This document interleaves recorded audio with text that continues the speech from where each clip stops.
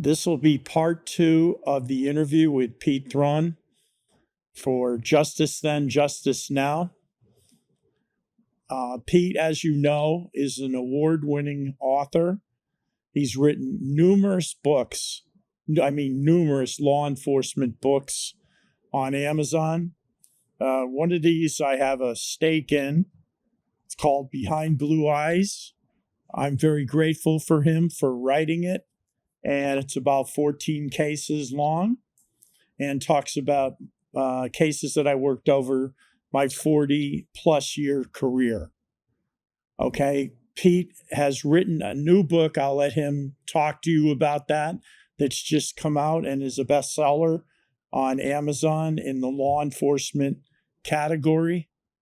And he's also going to discuss what's happened to him since the first episode that was cut, which he described his career in New York City as a police officer and doing investigations and making arrests and everything that goes with the territory, making over 1,000 arrests, and the unfortunate circumstances that happened to him, which he's going to pick up from.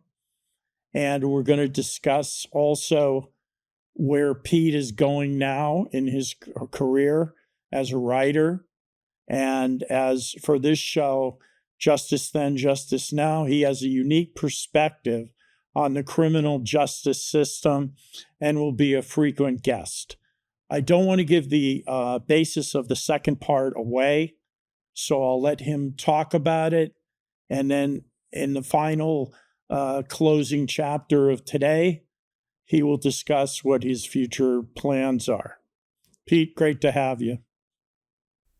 Thanks, Tob. I appreciate again being on, and I do appreciate being part of Justice Then, Justice Now. I'm looking forward to the future with you guys, you and Jeff, and I'm honored to be a part of this. We appreciate having you. You have a truly unique perspective on this, besides being my friend for life. It's wonderful to hear your story and what you're doing, and that you got a new book out is fantastic. We talked briefly about it. It's an in-depth, I guess you would call a manual. This is a little different for you. In achieving this, it's an investigator's manual. So anyway, let's pick it up though. Last time we were discussing that you had gone to court and what happened at the conclusion of your case before the judge and then we'll continue on with our conversation. Okay, so I was found guilty by the jury. I was found not guilty of the major charge, thank God, which they had me for a robbery. They found me not guilty for that. And the DAs that I had been really close friends with and the cops that I was close with, like I told you earlier in the first episode, we had sat down when this all happened to me, and we had dinner, and I put out all the paperwork of the case before I went to trial. And even the DA said, listen, if they find you not guilty of the robbery, all the other charges have to be thrown out because there is no case. And I got found not guilty. And that wasn't the case. I mean, I don't want to get political, but the judge was very biased against law enforcement. And I'll tell you a little about that in a second. And he did some unethical things while charging the jury. And most police officers, I know as a police officer, I knew two books. I knew my patrol guide.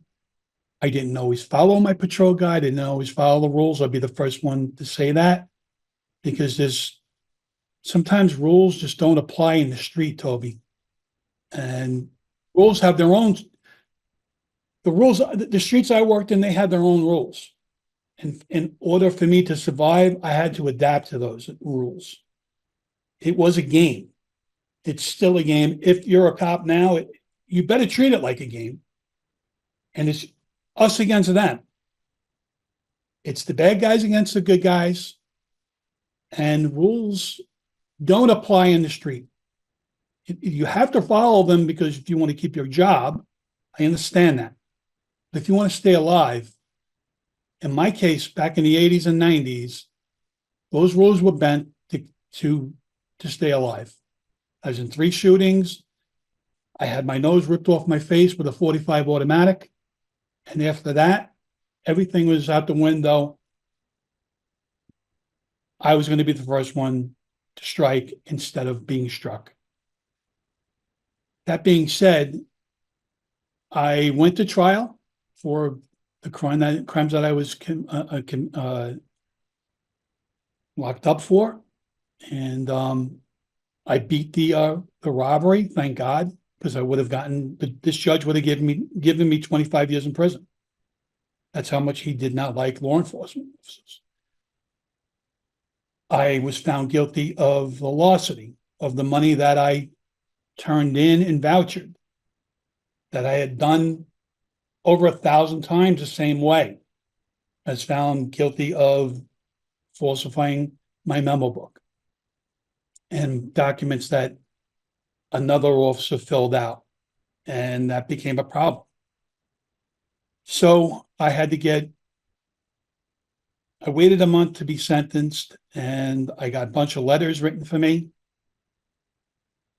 And I had a Captain Lennox, and a lieutenant. He was a sergeant at the time. He actually became a chief later on in his life. Sergeant Hawk, who I was basically partners with when I drove him as a uniform officer. They wrote me letters with other cops. And when I went to my sentencing, I asked the judge my lawyer asked the judge if he could read I had about 30 letters before sentencing. So he said yes, he agreed to it. He said, go have some breakfast and come back here in an hour. And when we came back, the judge was livid. He smashed his gavel down. He said, what irks me more is about these, you had the audacity to give me these letters from a captain and a sergeant that basically said that one letter, my captain wrote that I was just trying to outmuscle the dealers on my beat and arrest as many people as I could that were doing crimes. And with me being arrested and convicted, he put his papers into, and he retired because he said I can't stay in silent purgatory without going to bat for this officer, because he was just trying to do the right thing and he should have never been convicted of a crime. I should still be a cop. The sergeant, I keep calling him lieutenant, sergeant, he went further by saying, Officer Thron, I don't want to sound like I'm tooting my own horn, was the greatest collar cop I have ever encountered. And the judge was biased. He hated he wrote this in the letter, he hated all law enforcement, and he convicted an innocent man. The judge went ballistic. He sentenced me to 1.5 to 4 years in prison. I did about 2 years before I got parole. But the captain and lieutenant, when they got back to the commands that day, they were suspended without pay. Without pay for going to bat for me because he made a phone call and said, I want their gun and shield, either suspend them or I'm going to go after them, or whatever he said. I can't say what he said. I went to Rikers for like 3 weeks, which was a nightmare. I got bailed out for an appeal. And my original bond was $100,000, which was ridiculous at that time. It was another $100,000. So my family had to put up We put up their houses and put up another 10,000 to get me out. I called my lawyer and said, I'm appealing this. Let's do it. And he said, I don't think you're going to be able to. I had paid him $25,000 to do my case. And as far as I'm concerned, he did a great job because he got me off of the robbery. I'd still be in jail probably. Now, maybe I would have been out now. And he was honest with me. He said, I don't do appeals. I'm not going to win it if I do it. I said, okay. So I made a few phone calls, and I found through a relative who was running to be a judge himself. He found a lawyer for me that was an appellant lawyer, and this guy was very confident. His name was, I can only remember his last name, but his first name was Ben. He was confident that he was going to win. And when the case was going the night before, he called me. He said, okay, listen, I'm going to present it to the judges, the 6 judges, and I'll let you know what's going on. So I asked him, I said, well, can I be there? He said, well, no, it's an informal hearing. So I'm being guided by what this guy's saying. I kind of wanted to be there because I wanted to face the judges, but he was dead set against it. He said, no, I have a very good rapport with these judges. Don't worry about it. I'll call you tomorrow, let you know what happened. What was his fear in you being present? Did he explain that? I don't know. And he never did say it. And I'll explain to you what happened after. He called me because that was a great question. And I never really thought about it the way you just thought about it. Because I'm going to be honest, I'm still enraged over this shit. This is never going to, people tell me to let it go. I'm never going to let it go. No. I'm never going to let it go. Because I'm going to be honest, I know I would have been a first grade detective. I know I would have been. The least a second grade. So I'm waiting for his phone call. It's not coming. It finally comes like 9:00 at night. First thing out of his mouth is like, are you sitting down? That's not a good sign right there. I'm like, I'd rather stand. What's going on? He goes, okay. I know we have 4 judges that are going to rule for you, but there are 2 judges. One judge is up on the fence. I don't know how he's going to rule, but there's one judge. He's a new judge. I've never seen him before. He's going to rule against you. I do not know why I asked this question, but I did. I said, Ben, what is the judge's name? Because I remember that there was my original. Can I interrupt for a second? Did this require a unanimous of all judges for the appeal or a majority? No, unanimous. Had to be 6-0. Wow. Okay. So I knew one of the judges that did my hearings was going to the appellate division. So I said, what's the judge's name, Ben? It's my fucking judge. Judge Andreas.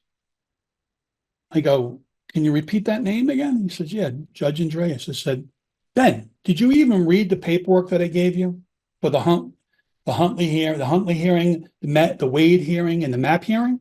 He presided over those hearings, and then he recused himself because he was becoming an appellant judge, and he didn't want to deal with it because the Dirty 30 happened. And he just gave it to another judge. He never put it in the wheel. He goes, well, okay, that's a problem. I said, a problem? I said, he can't rule against himself. Otherwise, they're open for a lawsuit.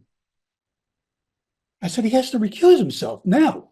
And we got to redo this. He goes, if you do that, there's only 12 other judges on the appellate division. They're all going to be poisoned because he's going to go back and tell them, rule against this guy once you get the case. Rethink about what you want to do. It's the weekend. I'll make sure they don't do a decision until Monday. I'm like, Ben, he's not gonna rule in my favor. I'm dead set against asking him to recuse himself. He want to give himself a bad name. Because if you ask a judge to recuse himself, anytime you're going to face that judge, you're never going to get a favorable decision when you're the lawyer. So I listened to what he said. On Monday, he said, listen, you lost. You had to surrender on April 1st. I said, that's great. Thank you. So I surrendered April 1st. My ex-wife at the time was just got pregnant with our third child. And the first night, I went back to Rikers, and I was only on Rikers for about a month. That was just a messed up situation, but I really didn't have a problem because I was in a cell by myself. But they did move me Did they put you in your cell by yourself because you were prior law enforcement? Is that the I was reason? put in Okay. place. I was placed in PC, but I was also in a dorm and with PC guys. And what people don't realize is PC is no longer, and even when I was in 30 years ago, it's not PC, it's not protective custody. That's just a name. If somebody wants to get to you from general population, they know you're in PC. They're going to get thrown into PC to get to you, or have somebody do a crime, or I call it do a hit inside the yard, or get into a fight to get thrown in to PC to get to that person, not me particular, but to that person. So that bullshit with protective custody, that's a bunch of bullshit. There is no protective custody unless you're in the bin, which is 23 hours. You're in, and you're allowed maybe a half hour in a little cage. That's People go crazy for exercise, right? That's exercise. Yes, yes. you're like a fucking caged animal. I was like, okay, I'm not. First of all, you got to do something wrong to be thrown into there. So I went to Rikers. 30 days later, they sent me to a place called Downstate. That's like you're in transit, where they're deciding where to put you in to your regular place. Downstate was upstate New York. There, I just started honing my body into a machine. I was doing 1,000 push-ups every day, 300 dips, and 300 pull-ups every day, and about 1,000 ab movements. I made my body into a piece of steel, but my mind was fucked up. For close to a year, not a year, I'd say about 6 months, I thought about killing myself every day. It was either I was going to do myself. It was first of all, it was the shame that I felt that I put on my mother and my family, even though I didn't do it. I still had to live with that shame that, yeah, my son or my brother or my cousin or my father, he's a convicted felon. And that's a fucked up thing to have to live with when you're a law enforcement officer. And the kind of one, the one I was a crime fighter. There aren't many crime fighters that left in the United States. And I was one of them. And I'm not saying that to be conceited. I could put a few people in that category. And those are the people that I write about. One of them is going to be a guest on your show. It's Ralph Friedman. He was a fucking crime fighter. We're a breed apart. You were a crime fighter. It's a title that I'm proud of, that I held. So I'm thinking about that, and I'm thinking about, okay, when am I going to get shanked? Listen, at that point, I probably would have been able to hold off 3 guys. I was a very good fighter. I was a brown belt in Aikido. I was a good street fighter, and I was strong then. But any more than that, you're not going to win. You're going to get fucking killed or hurt bad. These guys don't play by rules. They're going to cut you up. I saw so many people get, I call them joker faces, where they get cut from their lip to their ear. I saw it all the time in prison, even in PC. The convicts, they're geniuses when it comes to making weapons. They can make a cigarette butt into one of the sharpest blades you can imagine. They melt it into a crystal and then sharpen it on the ground and put it between their fingers, and it becomes a razor blade. And they melt them together and it becomes a razor blade. It will cut your face open in a heartbeat. They sharpen toothbrushes down to spikes. So about 6 months, I just said, I want to die. And I thought about wrapping a towel, a sheet around my neck and hanging myself. But I couldn't do it to my mother for one reason. My father killed himself when I was 11 months old. And there would be no way that I could allow my mother to go through that again. And I didn't want to leave my kids without a father like my father did. So I wasn't going to do that. That's the only reason you're speaking to me today. Otherwise, I would have.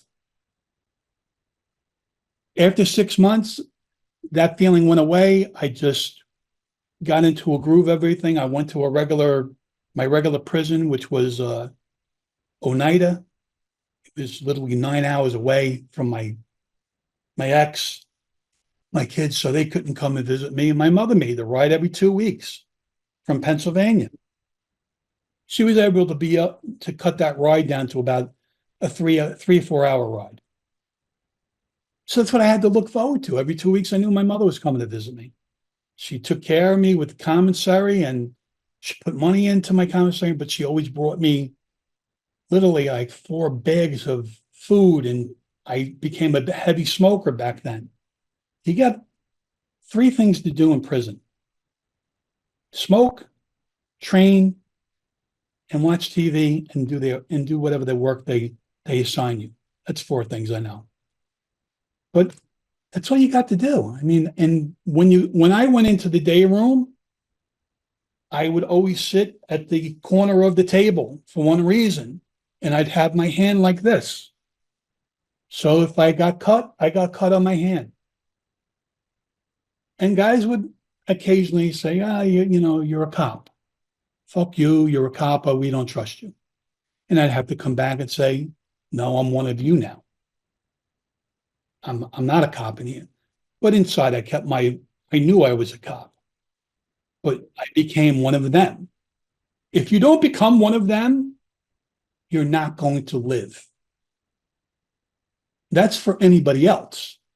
I had to double that because I was a cop. So the deck was stacked against me 100 times worse than any normal prisoner. Because what's the number one thing? You do a cop in prison, you become a fucking king in there. And you can write your own ticket. You're going to rule whatever floor you live on. So it's the truth. I was there. It's the truth. So I pretty much just trained. I weight trained when I went to the yard.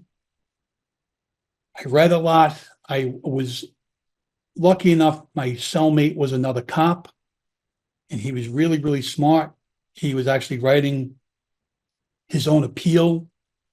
So we would talk at night and just sometimes we talk about war stories.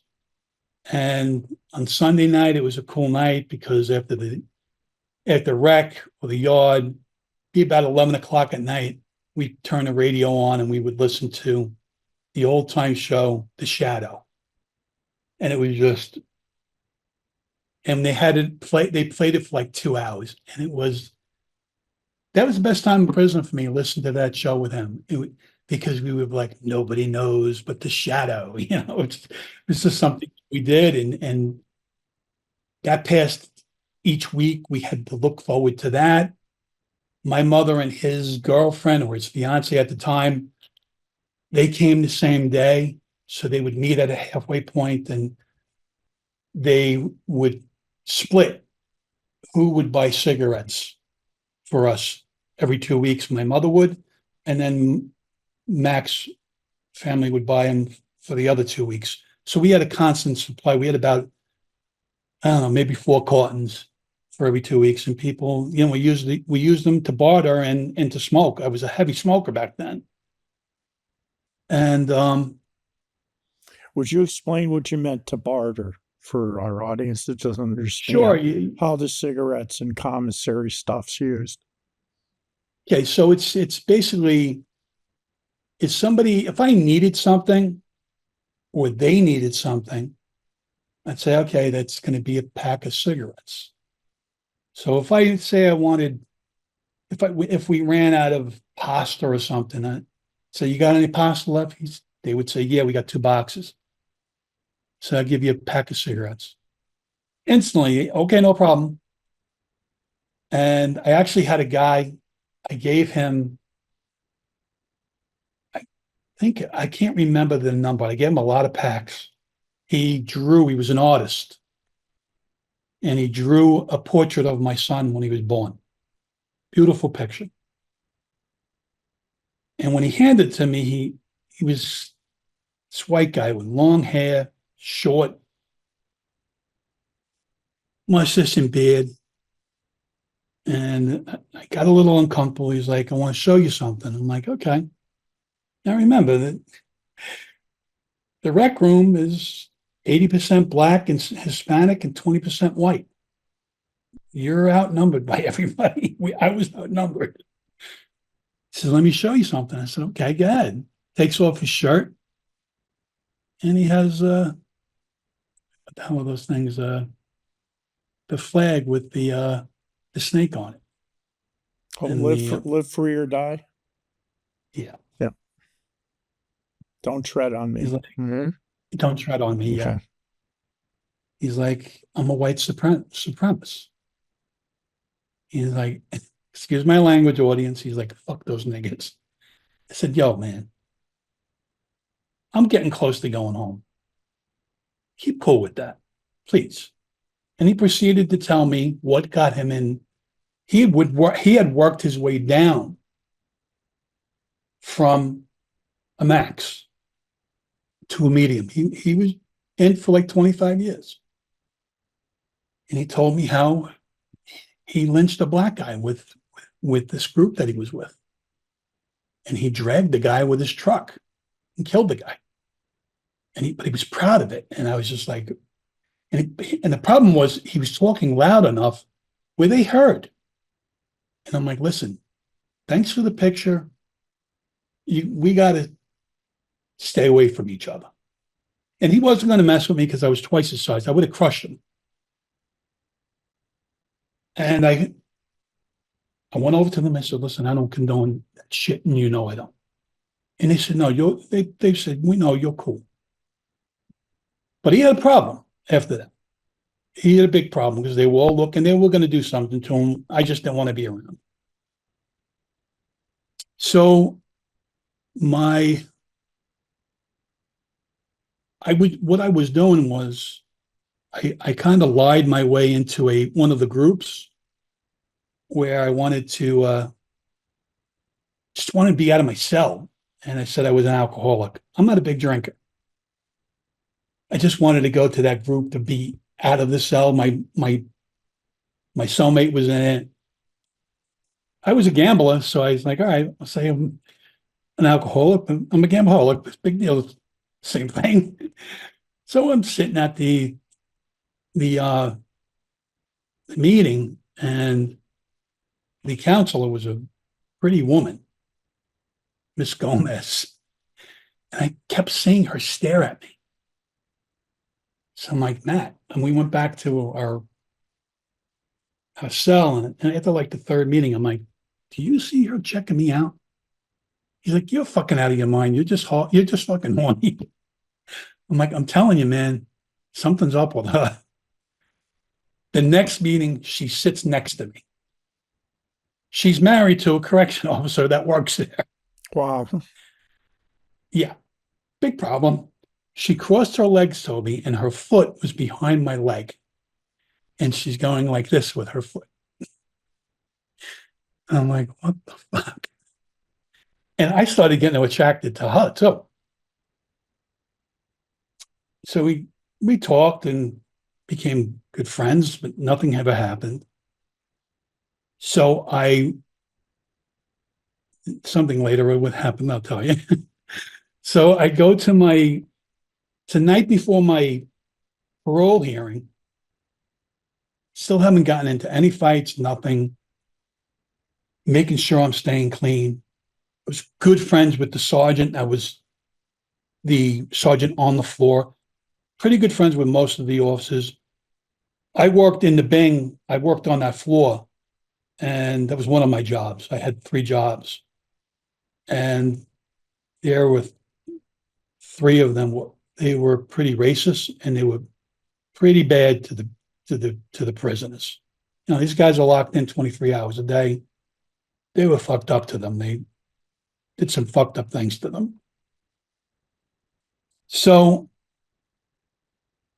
I'm waiting to do my parole hearing. So now all the convicts are coming up with their suggestions on how to get paroled.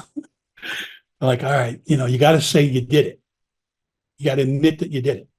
And I'm like, I can't do that. I'm like, I didn't do it. I did my job that night. They're like, if you don't fucking admit it, you're not going home. So I actually saw a priest 4 hours before, and I said, Father, I can't admit that I did a crime when I didn't do a crime. He said, I can only pray for you. I cannot give you any advice. I said, I appreciate that. And I got called into the hearing, my parole board. There was a woman that was the head of the board, and one gentleman on the left and one gentleman on the right. And she opened my file and she said, we've read your file and you've been an exemplary prisoner. The officers have nothing but good things to say about you. Why are you here? I'm like, okay, this is a trap question. How the fuck do I answer it? So I said, I got convicted for doing my job that night. I broke it, which I really didn't, but I had to say something. Said I broke protocol with the guidelines of the patrol guide. I never said I broke the law. I said I probably should have been disciplined by my job, but they went further with it. I said, I know you guys are familiar with the Dirty 30, and they said yes. And then she said, didn't ask me anything else. She said, do you have, with that concerned in my case? She said, do you have a place to go when you leave? I said, yes. Do you have employment lined up? I said, yes. She said, I have no further questions. The guy on the left said, I have no further questions. And the guy on the left, he asked me something like, do you feel yourself rehabbed, reformed? I said, yes. He said, that's it. You're free to go. Good luck to you. That was it. So the rule of thumb when you go to your parole board is when the letter gets slipped under the door, you pick it up, you put it in your hand, and you drop it to the floor. If it drops to the floor quickly and it's heavy, you're not going home.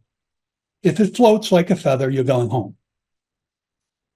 So I picked it up and I said, Matt, you drop it. He said, just drop it, man. I'm standing right next to you. So it floated. I said, can you open it up? Because I didn't want to open it up. I still was so fucking nervous.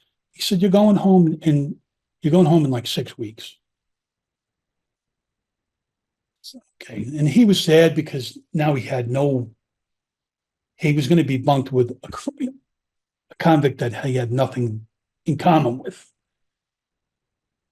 5 weeks went fast. The last week I was in prison was a fucking nightmare. Total nightmare. It was in October. It snowed. I was very active with the yard. I was in good shape. And it was maybe like 20 degrees out because you're upstate. It's cold. And there's probably like this much snow on the ground. And they're like, we want to play a tackle football game. I'm like, all right, I know I can hang with you guys. I don't give a fuck. I play tackle football. So we're playing, and the officers are betting on what team's going to win, and they're watching. We're playing for a good 30 minutes. People are getting banged up. It was like that movie that Sylvester Stallone was in when he went to jail, and they played the football game. Guys were getting bloodied. It was a rough game because we're playing on cement. So officer says, okay, last play. So Mac, my cellmate, he's quarterback, and he's like, Pete, I'm going to hand you the ball. Score. I'm like, okay, just block. You guys block for me. It was this big guy. His name was Moose, big black guy. Guy was the size of a fucking house. I run right into him. And he fucking gut punched me. Lift me off the air. I'm go down to the ground. I'm like, what the fuck was that, man? It's like, that's how we do it in Buffalo, copper. And I was friends with this guy the whole time. I'm like, I'm not a fucking cop. I'm a convict. And that bothered me to say. I will tell you that right now. That bothered me to this day. It bothered me. I'm a convict like you are. It's like, you're a cop. So I'm hurting. I'm like, fuck, that motherfucker broke my rib. So we get back to the cell. I'm like, Mac, I think I broke my rib. I think Moose broke my rib. I said, I feel something wet. Maybe it's sweat. Guy fucking stabbed me with a shank. Went right through my coat. I just didn't know. So I have a hole in the center of my stomach. It's probably about an inch deep. Like, I can't go to the fucking infirmary. They'll hold me back now. You go to the infirmary when you're a week away, you ain't going home for another 6 months because they don't want a complaint. You can go home and say, yeah, the correction officers did it to me. So I'm like, Mac, I cannot go to the infirmary and I am in pain. So we got to seal this up because we got to stop the fucking bleeding. Now, one of the officers that I became good friends with down in the lower floor, which is the Bang, Officer Nobles, he liked me so much that he gave me a metal spoon, which he wasn't supposed to, just to eat with. And I said, Mac, you got to fucking heat the spoon up. We got to cauterize it. I got to stop the bleeding. It's like, I can't do that. I can't. I'm like, I have no other way. I can't tell them I need a fucking Band-Aid. This thing is bleeding too heavy. I said, just heat the fucking spoon up. I kept my back to the door because the door had like this skinny window that they could see in. So he put a book in my mouth, a paperback, heats up the spoon, and oh, you motherfucker. First, we just heard sizzling of the blood, and it didn't fully cauterize it. It was like half. I'm like, just heat it up again. He's like, I can't do it, man. I can't. Like, just get it over with. Second time he put it in, heats it up, he cauterized. I like fucking just went to my bed and I'm like, just tell him I'm sleeping, man. I just want to go to sleep. Next morning I got up, scabbed up good, but I was hurting. I didn't know. I knew I didn't have like internal anything, like he didn't puncture any major organs, but it was a nice sized wound. So like I go through like for the next few days, I'm in a little pain, but not bad. I even get back into the yard and start training. Now I'm 4 days late, maybe 3 or 4 days away. And I'm doing flies with this big guy named Ruiz. Guy was like 6'3". And I had like 55 pounders or 60 pounders. And I would spring up after the set and place them on my knees and put them to the sides. One of the dumbbells goes forward and lands on my fucking toe with a steel. It was a steel toe, but just in front. It was the boots that they gave you. And it breaks my fucking big toe. I go to scream. He watched the whole thing. He puts his hand against my mouth and says, "Don't say a word. If they see that you got hurt, you ain't going home." I'm like, broke my toe. He's like, "Shut the fuck up and take the pain." They tell us, "Okay, end of the yard, let's go, clean it up." He's like, "You got to walk normal." So I'm like, "I can't. My fucking foot is broken." He's like, "Walk on the corner, like the side of your foot, and make sure you're not putting the pressure on your toe, and walk normal." So I proceed to do that and go into my cell. I'm like, "Mac, I think I broke my foot. Can you take a look at it?" He's like, "Take your boot off." I took the boot off. My toe swells up to like a fucking grapefruit. He's like, "You broke your fucking toe bad."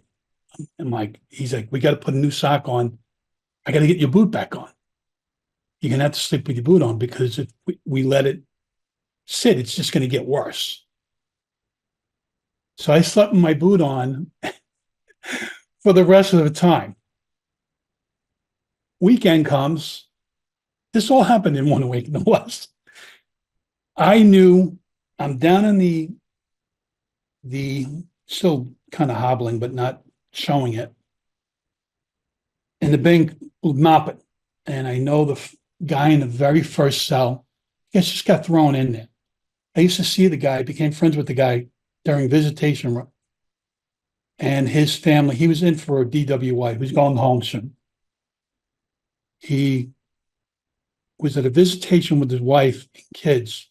One of the convicts, one of the guys said, one of the inmates said, I shouldn't call them convicts. One of the inmates said something to his wife, derogatory, sexual. So he got up to defend her. Gets into a fight, gets thrown into the bin. Now he was a month away from going home too. So I kept talking to him, saying hello to him. Our floor was right above the 23-hour lockdown. And it's like 3 o'clock in the morning. My cell was right above his. I hear these CEOs that I knew that I didn't like. They're tuning somebody up bad. It's the guy. And he's screaming, "I didn't do nothing. What are you doing?" And I'm yelling, "Shut the fuck up, motherfucker." And you're pounding the living fuck out of him, Toad. And it all goes silent. I'm like, okay, at least they stopped doing it. Getting ready for work at 5 o'clock, see an ambulance, coroner, ME, state police. So what the fuck is that for? I go down to work.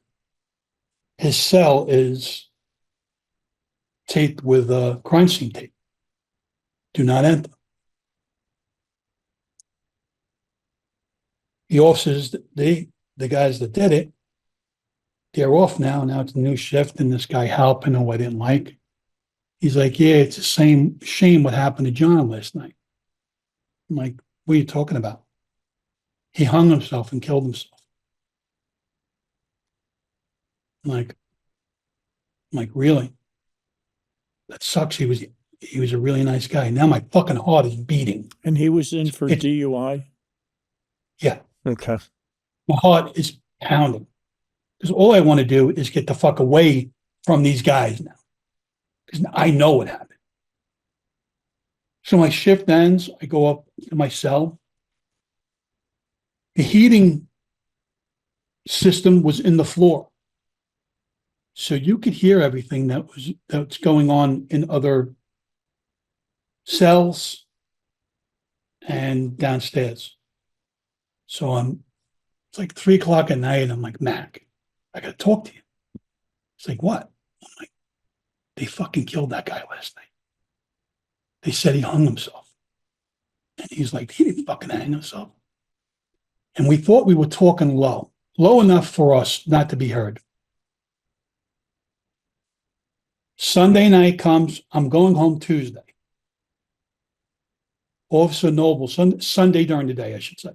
Officer Nobles, who I was friends with, he's working. He calls me into the back room and he goes like this to me. Don't say anything.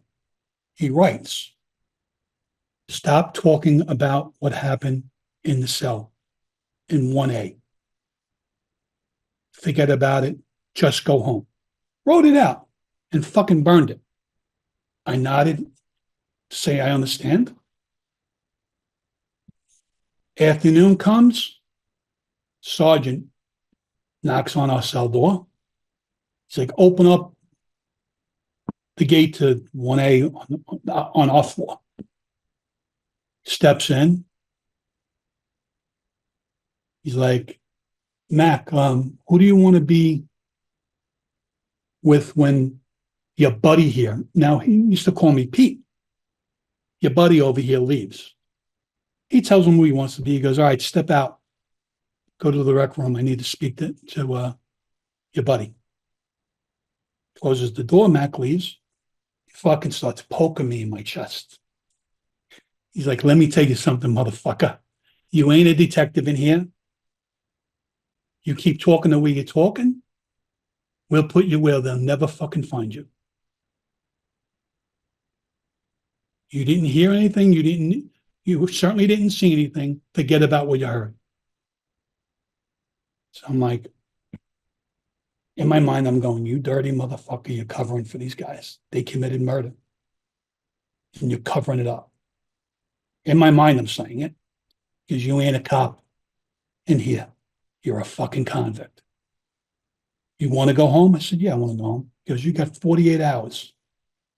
Shut the fuck up and forget what you heard. I said, I don't know. It's killed me to this day. I said, I don't know what you're talking about. He said, that's a good boy. Open up the gate. Let Mac back in. I never spoke about it until I wrote End of Tour, and then I wrote about it. I carried that shit for fucking almost 25 years with me because I felt so guilty that I couldn't get justice for this guy. I know it's not a political show, but they fucking killed that guy, man. They got away with murder. And it's not right. I can't do nothing. That's the justice system.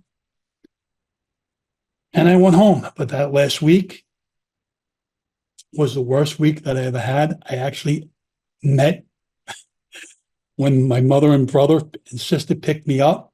They took me to a diner. And I met the counselor. She came to our breakfast. And she's like, well, you know how I feel about you. I said, you know how I feel? I really liked her. So I said, it's a problem. I mean, I don't want to get you in trouble. She's like, well, maybe we can meet in a few months when things die down. And I met with her like 3 times upstate, not knowing I was violating my probation, my parole, because I was supposed to stay in my county. And we wrote each other letters. She didn't hide one of her letters good enough. So the last time that I saw her, she was all fucking bruised up. And I knew that she had come to one of our meetings with a broken arm. And she said that she fell. So when I see her, I'm like, what happened to you? She's like, oh, I fell again. I said, you're lying to me. Your fucking husband beat the fuck out of you. She's like, Pete, he found one of the letters. And these letters were very dirty. So I'm like, fuck. She said, he's going to come for you. I'm like, okay, no problem. I guess we can't see each other again. I immediately go to my parole officer, who I was great friends with. He even tried to get me on fire department, but he couldn't do it. He knew I was screwed. He said, listen, I know you got fucked. I tell him what happened. He tells me, okay, if he shows up at your doorstep, don't fight him outside because he can lock you up. Drag him in the house and say that he was breaking in to your house and you were just guarding your house. I go, okay, the guy was really cool. He calls me up like 3 days later. He goes, listen, you got to come in. The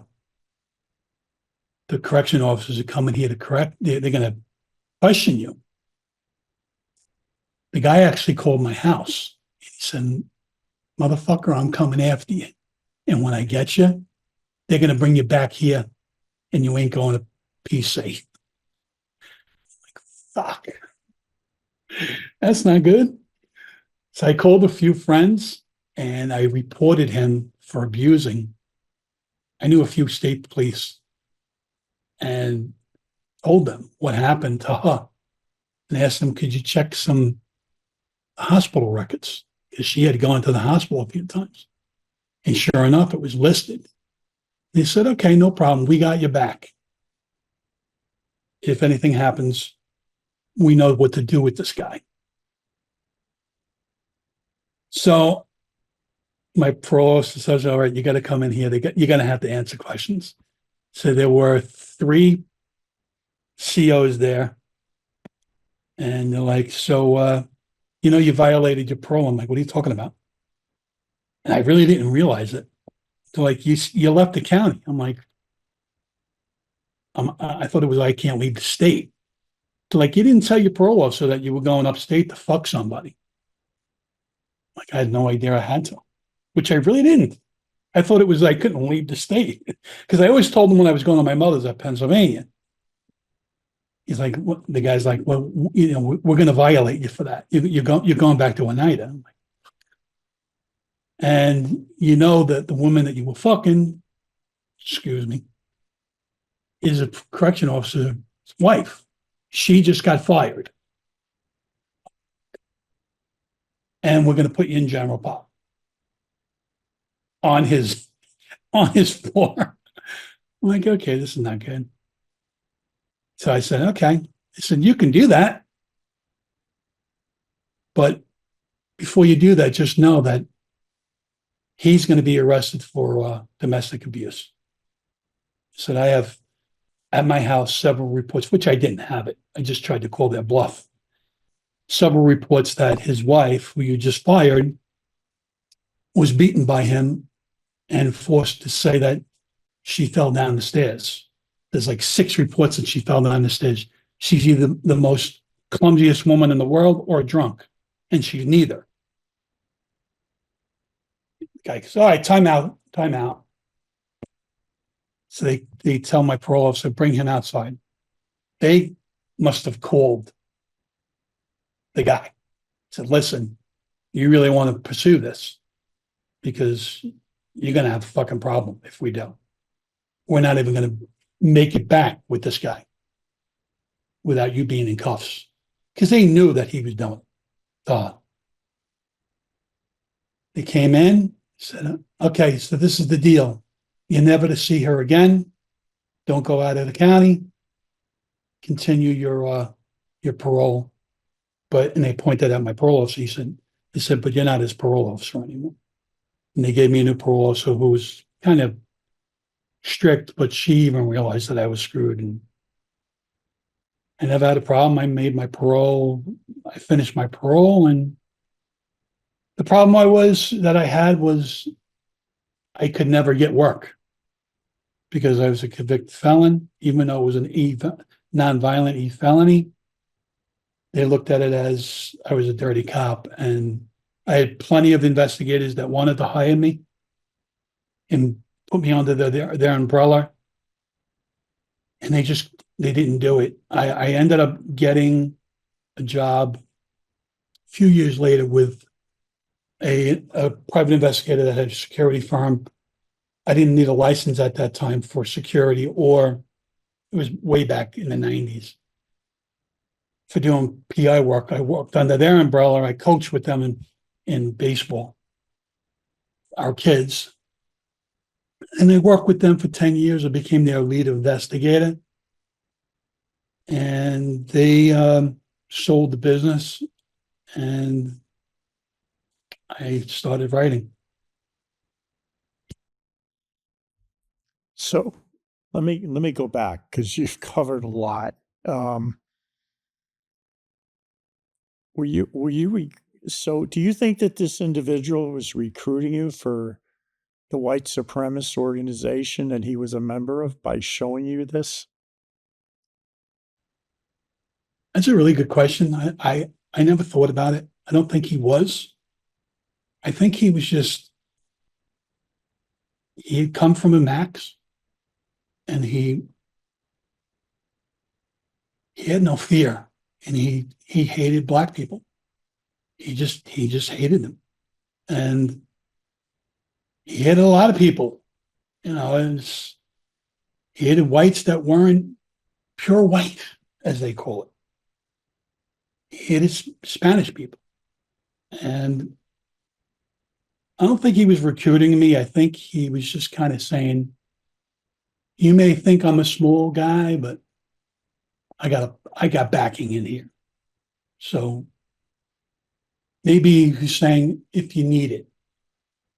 Like, I didn't need it. And it's funny because when I didn't really cover my Riker Island when I was in the dorm.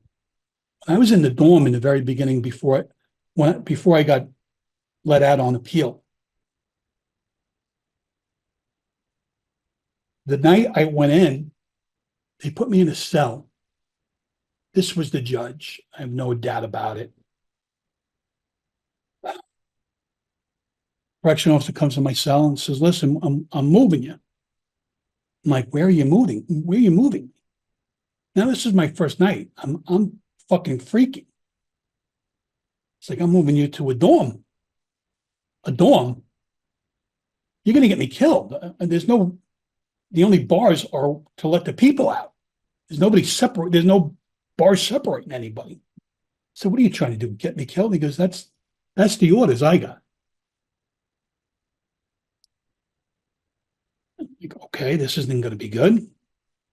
So I get up to the floor. There's an officer sitting at a desk and the officer that's bringing me up. Like I said, there's bars separating the hallway and the room, the dorm. Now I'm on the front page of the news where it said judge, my picture, and me shaking a detective's hand. Some photographer took a picture of it, and it says judge blast police brass for backing cop thief. That was the headline in the Daily News. This is the So New York Daily News you're talking about. And the Post too. Okay. No less, I'm on the fucking front page. It's just like, are you fucking kidding me? It's crazy. There's 14 guys at the fucking gate, black and Hispanic. And the guy that's in the front is holding up the paper where it's me. So one of the officers said, got new meat coming, and it's a fucking cop. So I'm like, you can't fucking put me in there. Look at this shit. I'm not going to make it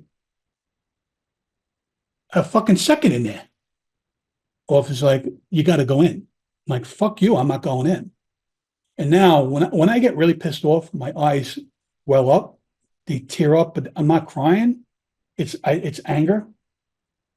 So I'm like, I'm not going in, motherfucker. And I fucking shoved the correction officer. I fucking throw him right on his ass.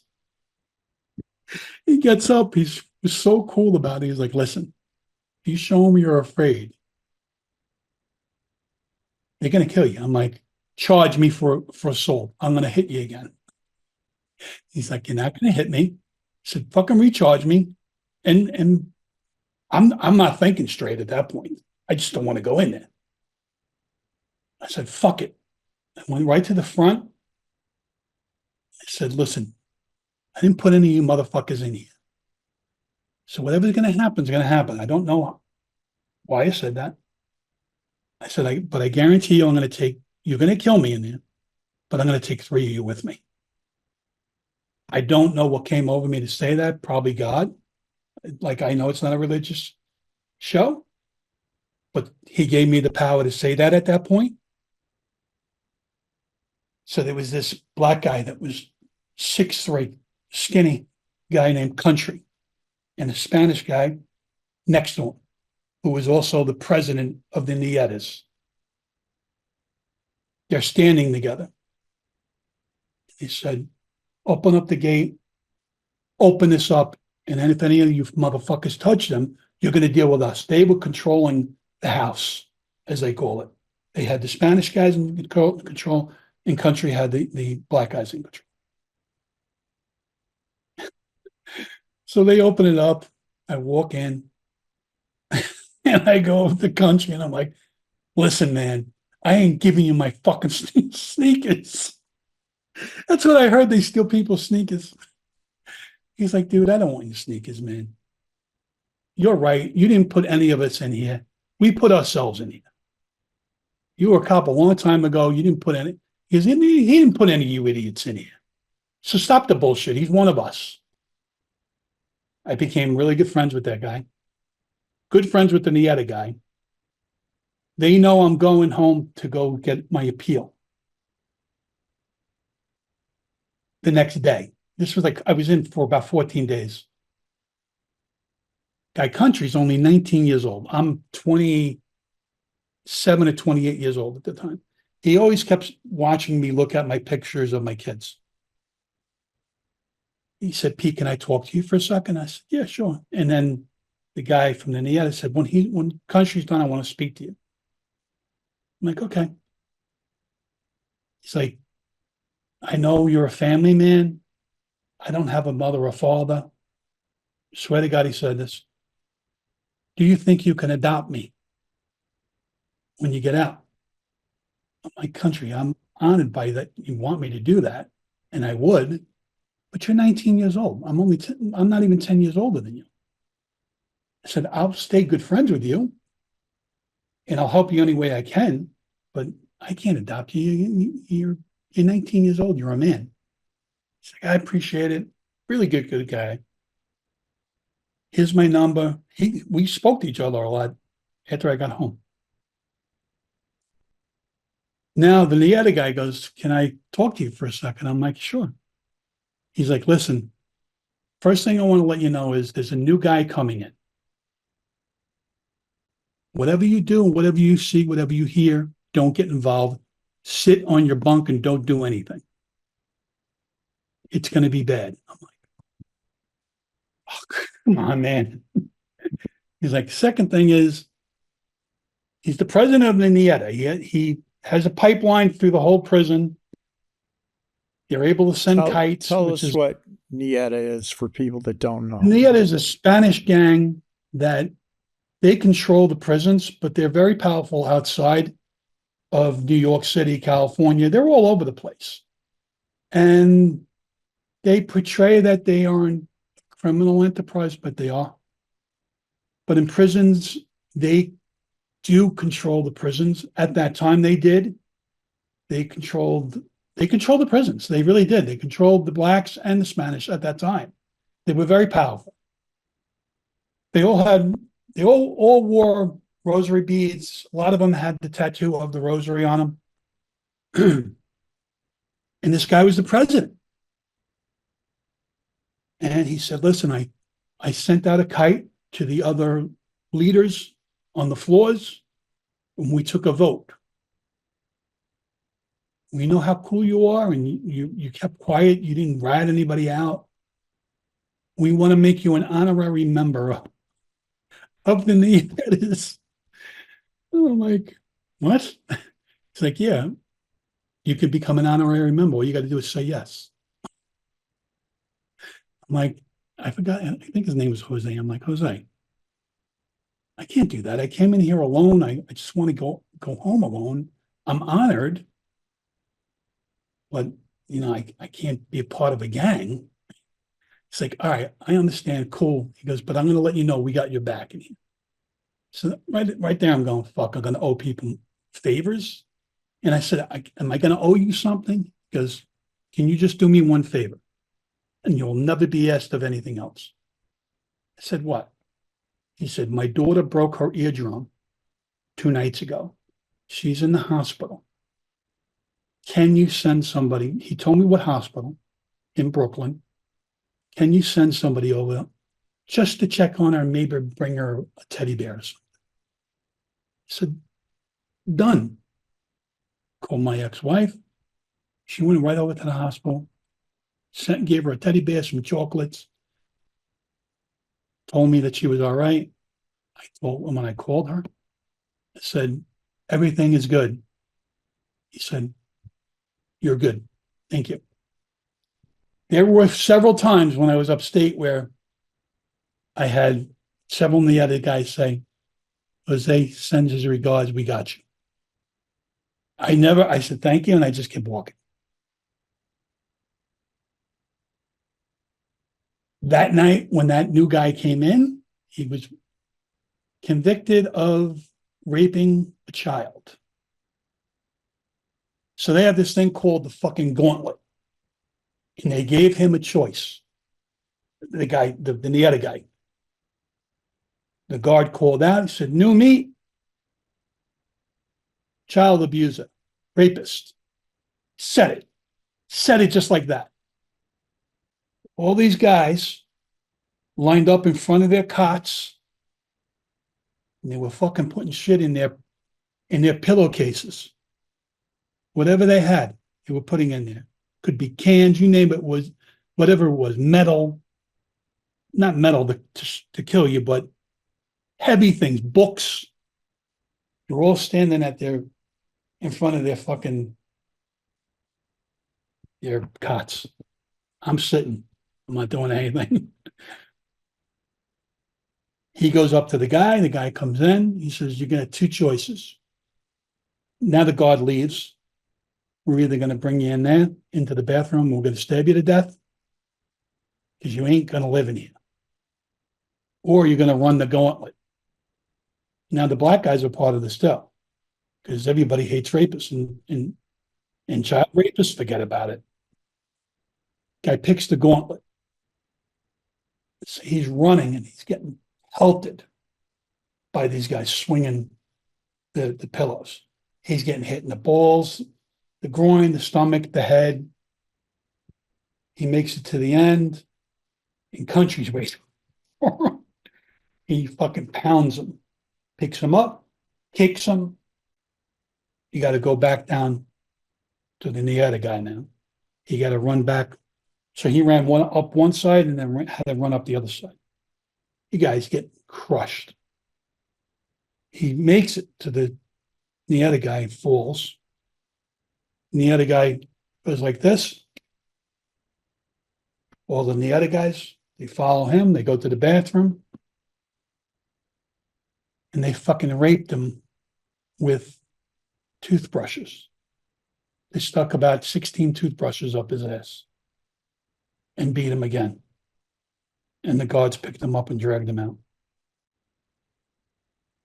The guards let it happen. Hey,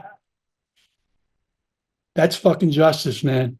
That's prison justice. That's the way it is. But I'll tell you right now, listening to that, if you've never heard a male scream in pain or yell, it is one of the most disturbing things that you'll ever hear. And I heard that night. So it was always when I was going home that these crazy things happened. But Do you think, and you've explained when you were going to be released about the football game in the yard being stabbed and the other injury. Do you think the stabbing was intentional because you were yeah, getting out and it was to yeah, send a message when you get out? yeah, absolutely. Because they knew, first of all, like I said, I kept my hand here, so they weren't going to be able to cut me. And that it's called the going away present. Because you're going home, they're still staying in. So they're angry because you're going home. They're not. So you're going home. We're going to leave you with a little fucking present to remind you of where you were. And I didn't want that fucking cut on my face. So the guy thought that the punch, stab, whatever the fuck you want to call it, was deep enough to. I don't think he wanted to kill me. He wanted me to know you've been here. And he they got their point through. As pardon the pun. Yeah. Yeah, that's life imitates art, I guess. That's probably the best way to describe it. When you got out, you went to work as a PI, but that folded. And you just started to touch on writing your book, which, if you haven't read it, End of Tour, it's about Pete. It's about his career, his prison, and his future. Um, I highly recommend it. So when you got out, what prompted you to start writing? I mean, you obviously got my attention because of your experience in criminal justice. But how did you come about to writing? And I'd like you to talk about that, if you could, and also Okay. talk about your new book and uh, about what it's about too. And I know that it's been number one on the Amazon in the law enforcement category, and great reviews that I've read. I haven't had a chance to read it. It's one of your thicker ones, so Yeah, it's a long one. I will read it. But why don't you tell us about how you got into the literary world and your latest book? Well, when I was in, I was kind of, I think I was inspired by Mac, who was writing his appeal. He was so sharp. The guy could have been a lawyer. That's how sharp he was. And we would write notes, letters to our girlfriends and wives, and I would always give him my letter before, and he'd be like, "You made a million mistakes here. You got to become a better writer," which I didn't. And when I was in prison, I didn't give a shit. But then something came to me. I said, Mac, I think when I get out, I'm going to write a book about how I got fucked. And he was just like, Pete, you truly got fucked. And because I was able to get all my minutes to everything and all of my paperwork. And I showed him it, and he read it, and he said, "You got screwed."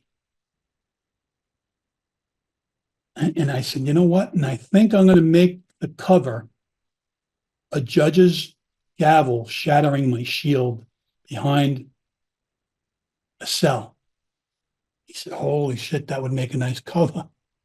So that was always the cover. Always came first to me in my head. And with all my books, I always try to do. When we did your book, I tried to do your cover first because I get inspiration from it. And I didn't write the book right away. My kids were young. I waited for all my kids to be out of school. And one of the reasons was I didn't want to put them through anything. I didn't want anybody to relive that shit. And I didn't want my mother to relive it. Or my family had no idea what I did in the street. They had no idea how wild I was in the street, and my family really didn't. My kids didn't. Really, my ex-wife did, and my ex-wife was always against it. And I said, I want my fucking gold shield. This is the only way to get it, is to make arrest. And she wasn't that kind of cop. She just drove a boss, and she was happy with that. So after about 5 years ago, I started writing End of Tour. My brother is a narrator for Audible. So he's done about 150 books. So I sent him, I wrote the first book and the first draft of the book. He read it and he's like, Pete, first of all, I will never read this book on air for you. And you can't submit this book. He said, do you know any other word but the F word? You got to rewrite it and be more articulate, which I did. It took me about 2 years to write. So the first book came out, I started writing it in 2017. And the first book came out in 2019. And I was lucky enough to go with a small traditional publisher. Book went #1 and I made a little money on it. And COVID happened. And I had a lot of friends that said, listen, you need to write a second book about the prison. You just touched on it. Cops have to know about what it's like to be in prison because that will make them think twice if they're going to try to be dirty. And my argument with them was, listen, that's something I'm not proud of. It's not my proudest point of my life. Being a cop I was proud to write that first book. They convinced me to do it. COVID happened, and I actually wrote that book in 6 months. And that book's called One Under. And it was about me being in prison and a little bit about my life after and how the laughter part, which I'm still living through, is how powerful a judge can be. Nobody realizes how powerful a judge can be. They hold an immense amount of power. And the reason I say that is about 6 years ago, after my buddy went out of business after he sold his business with the investigation, I said, you know what? Let me reapply and try to get an investigation job. And I applied for not the Corporation Council, the people that defend people that break the laws of New York. And I got called back and they said, listen, we love your resume. You beat out about 100 detectives. There's 3 candidates that we're picking. We're going to pick 2. And are you ready for your interview? Now, the interview had 6 people in there, 3 people on each side. And I got asked questions and I answered them pretty good. The last question kind of threw me for a loop. They said, well, listen, if you're on call that one night and you get called and they tell you that you have to help or take pictures or gather evidence of a child rapist, what are you going to do? I wanted to say I want to beat the fuck out of the guy, but I couldn't. I said, well, I'm going to make sure that that guy gets the best representation that he can, and I'll gather as much evidence for him as I can. So they were recording everything. The public defender's office. So once they put it off, they said, listen, because 4 of them were investigators, 2 of them were the lawyers for them. They all said, listen, we know what you'd want to do to the guy, but you do have to try to help him. And it was the right answer. We'll get back to you either today or tomorrow and let you know how you did. They called me like within 2 hours and they said, you got the job. So I'm thinking, okay, they must have done a background check on me and I passed it. They said, the main officer is going to send you some paperwork, sign it, fill it out and sign it. When do you want to start it? They gave me 2 dates. I said, I'll start in August. Fill out the paperwork. Of course, one of the questions is, have you ever been convicted of crime? And I said, yes. They said, it doesn't exclude you. Explain what happened. So I explained it, and I wrote about this guy, Judge Andreas, that sat on the appellate division. Little did I know that Judge Andreas became the head of the appellate division. And he still is. He wrote back to them and said, do not hire this man. How are you going to put him on the stand if he's been convicted of falsifying business records? He's going to get torn apart, which I wouldn't. I know how to defend myself. I've been on the stand 1,000 times. They said, we can't hire you. I said, they sent me that letter the day before I was supposed to go to work in a fucking email. So I'm thinking I bought suits, I bought a new jacket. I'm like, all right, I got the job. Great. Like 18 hours before, and I'm like, are you kidding me? You do this now. Why didn't you just tell me a month ago? So that's how powerful judges are, man. Judges just. Oh yeah. No, I know that. I've dealt with the Marshal Service, with the judiciary, and I can tell you, very powerful, especially a U.S. District Court judge, which the majority, which they're there for life. Let me jump around because I want to ask you about the new book and what prompted you. By the way, I think your best book, which I enjoyed, other than mine, was Second to None, where you really wrote about the New York City and New York police officer detectives and what they are. That's the best one that I've read. Okay, we'll talk about that on a future, and I hope to get some of those guys as guests. I just thought it was today's society would enjoy reading such a book about the history of detectives. But let's talk about the one you've written now, the homicide book on the manual on how to do it, and what prompted you to write that.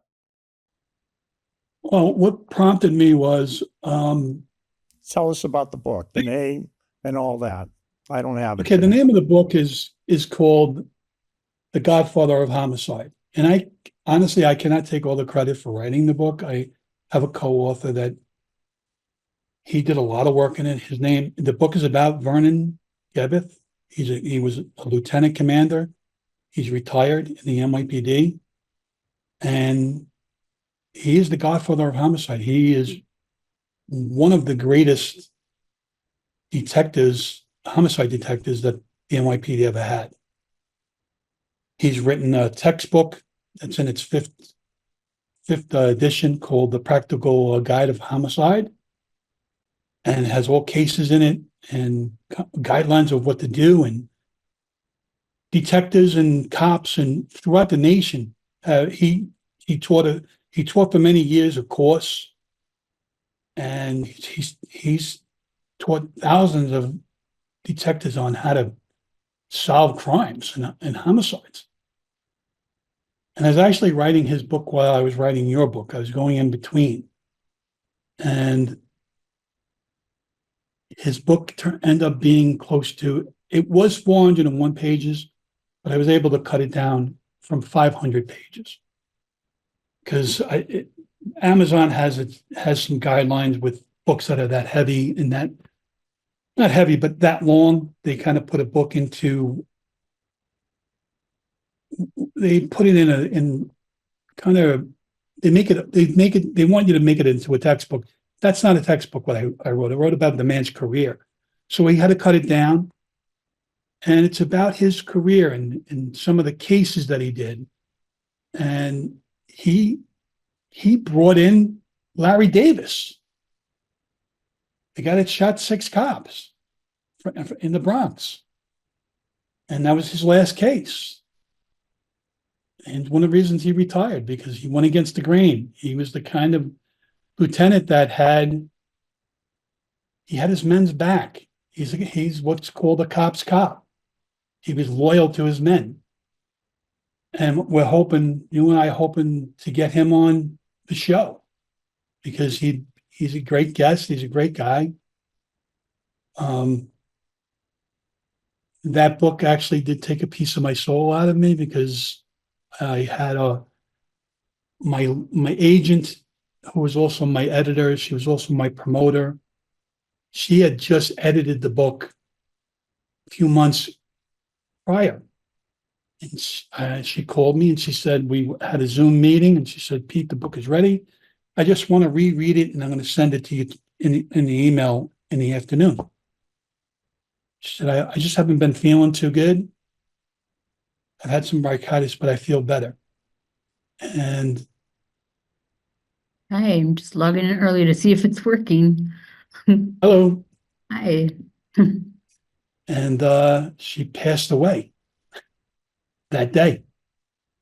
And I just didn't, like I said, she was my agent, and she was everything to me. She did it when it came to my career. She did everything. She handled all of my writing, and that threw me for a loop. I never got the email of what she finished for me. So I had to, with Vernon, we had to edit the book ourselves and rewrite a lot of it. And then I had to format the book, which I had never done. I never formatted a book. So I had to teach myself how to do that.